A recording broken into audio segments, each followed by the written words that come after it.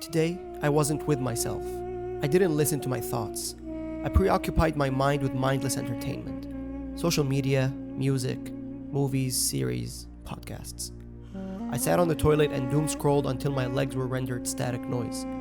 I didn't take a chance to sit with myself and listen to my thoughts, to my unresolved issues. I let my thoughts pile up behind a dam of distractions. Then, I went to bed and stared at my phone on full brightness in an empty pitch-black room. A few minutes later, I realized it was a few hours later, so I locked my phone. And as my eyes adjusted to the darkness, I saw that the room was not pitch black, and it was not empty. My wife next to me had already fallen asleep, and for the third time this week, I didn't say goodnight. I covered myself, got in a comfortable position, and closed my eyes. No more distractions. It was just me and my brain. The thoughts I tried so hard to ignore all day started trickling in. The dam had been lifted. Oh shit. I was flooded with overwhelming anxiety. How I could have spent my time doing the things I should have done that affected the way I would have felt and the words I might have said. It was too much. Now I'm anxious, overthinking, stressed. I can't sleep. I ended the day on a bad note and woke up feeling the same. It's a vicious cycle. Today, I'll go for a walk, I'll shower in the dark, I'll savor my food, I'll listen to my body, I'll enjoy my privacy. And when I have nothing to do, I will do nothing. I will simply exist.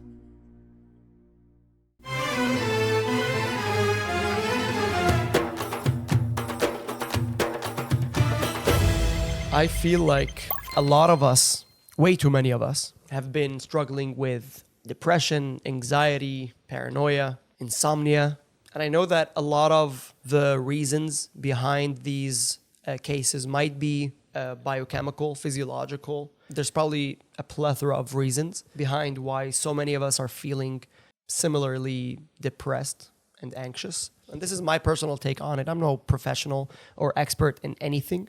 So this is my personal take on it and my reflection on what's happening to me and what I've noticed and the patterns that I've seen. I feel like social media and the constant entertainment that's within reach all the time has a big role to play. So I feel like this global epidemic of depression and anxiety is caused by this constant access to social media, to entertainment, to music. If you think about it, we almost never spend time with ourselves in silence.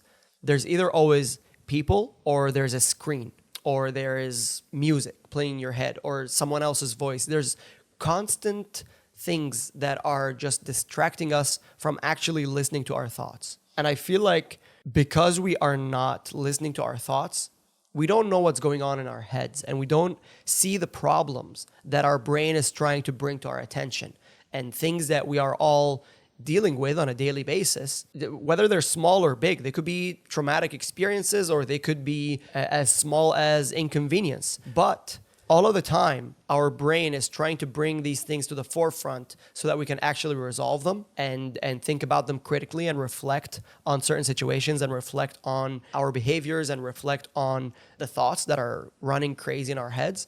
But because we are always so distracted, we never actually listen to what's going on inside. So if I'm sitting alone and as soon as I detect that I'm having a moment with no TV or no person to talk to or no social media to watch, I immediately feel bored. I immediately feel the urge to grab a phone and scroll through social media or turn on the TV. And the problem with the TV is that it's not even that I'm turning on the TV knowing what I'm gonna watch. I spend more time scrolling on the TV than I do actually watching something. So it's just, we're constantly craving not being bored. And we have gotten so used to being so hyper stimulated all the time that even a moment of silence is unbearable. We can't stand having a moment where we're not being fully and utterly stimulated. It's an addiction. It's the worst kind of addiction. It's we just got so used to our brain constantly going at 100% and being occupied at 100% and not actually have a moment to rest and relax. And I feel like when we sit down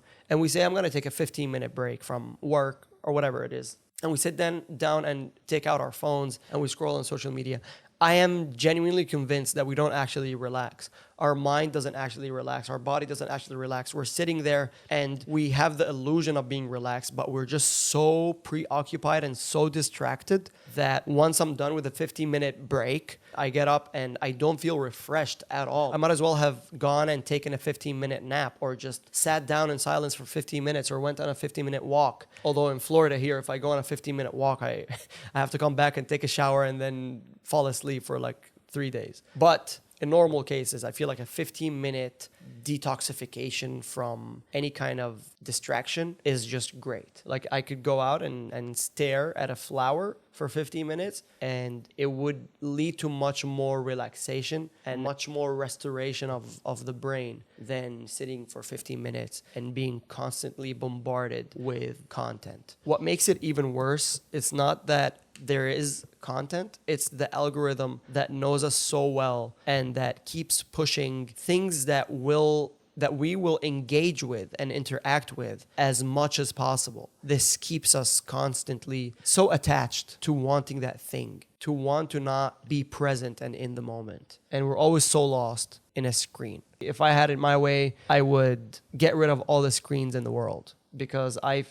if you look at even our living rooms, instead of like chairs facing each other, everything is facing towards the TV. Everything has been so geared and we've been so accustomed to just our lives revolve around this content. And we have been so conditioned to think that this is the norm. And I think that this is not the norm at all, because it uses our brain so much. Like it uses our brain, but we're not actually using our brain in any way. So when we're relaxing, we're not using our brain and our brain is not being used. And when we're doing something productive, we are using our brain, which is good. It's exhausting, but it's good. But when we're consuming content, our brains are being used, but we're not actually using them or relaxing them. It's this weird dynamic. I don't know how to explain it, but it's so draining. And it doesn't matter what kind of content I'm watching. If I'm watching comedy, or someone ranting, or someone telling a story, or action, or something sad. Like, it doesn't matter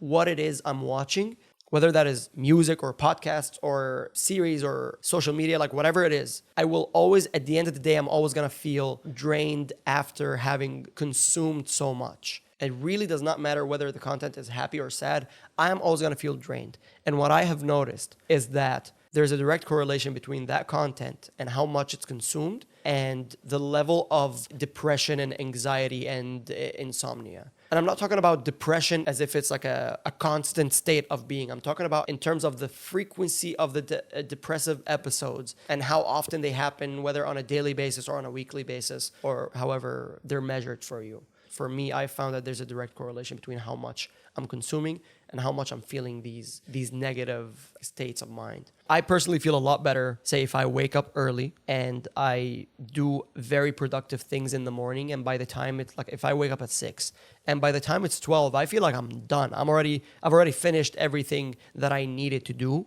For the rest of the day, somehow when I consume content, it doesn't affect me negatively. But if I don't feel fulfilled before consuming the content, then consuming the content is a beast. It just destroys me mentally and it knocks me off balance. And for the next few days, I feel like I've already fell in that trap and I just cannot get myself back together and pick up the pieces. I'm just a mess and I keep collapsing and self-destructing as the days go by. Once I'm knocked off balance, it's over. It's done. Like, it's gonna take a week for me to come back to the state I was in.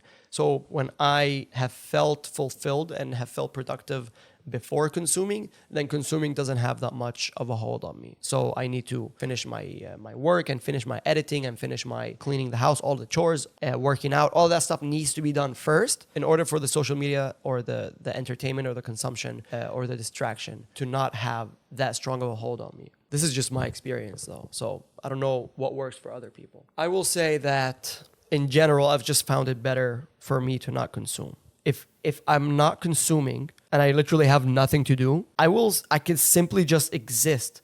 And it feels so boring. But to me, I feel like that's the natural state of being. Like we're not meant to constantly be distracted and constantly be getting instant gratification and getting all this dopamine and what are the other fucking hormones?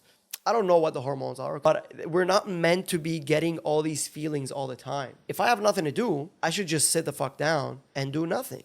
And that's fine. I can exist without feeling the need to be moving around or doing something or preoccupying my brain. It's fine for me to sit in silence because I feel like for me personally, that allows for my thoughts to then come to the forefront and I can think about them. And I feel personally that there's a lot of benefit from letting these thoughts come to the forefront and just at least knowing that they're there and that they exist. And I don't need to sit there and resolve all my issues, but at least just exist without spending so much time distracting myself. I find that when I go on a walk, I just feel so much better thinking about these things because I've come up with so many solutions just going on walks. I've come up with so many solutions being in the shower, especially in the dark. I don't know why, but showering in the dark for me, it works without music. If I work out without listening to anything, I perform better. I feel like I improve faster because I just feel that much more connected to my body and to my environment.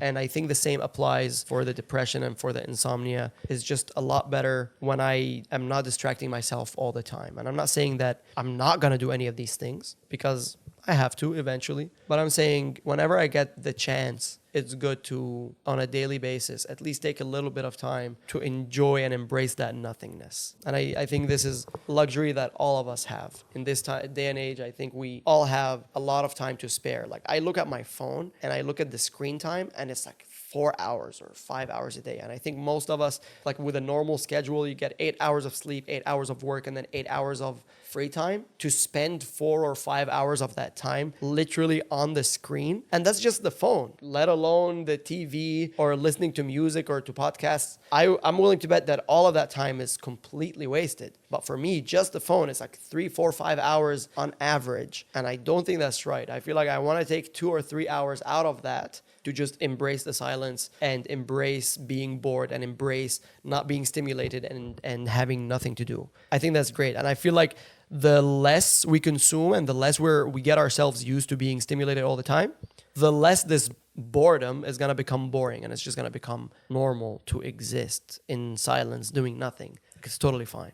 I hope that in the future we can all figure out ways to minimize this overstimulation and sensory overload that our brain is going through. And hopefully it leads to a better state of mind and it leads to less depressive episodes and it leads to less feelings of unfulfillment. And it gives us more time that we can then choose to do what we want to do instead of grabbing the phone immediately and spending 30 minutes on the toilet, realizing that you spent 30 minutes just to fart once. And then you spend 10 minutes trying to get up because your legs are just completely numb. It's just weird, man, to sit there and suddenly come to consciousness and realize, shit, I've been on my phone for 30 minutes. And where did this 30 minutes go? You have no idea. You just literally get sucked into it, and then all of a sudden you realize, shit, it's been way too long. That's pretty much it. Thank you for watching, and let me know how you feel about this specific issue and what happens to you and what works for you. Yeah. All right.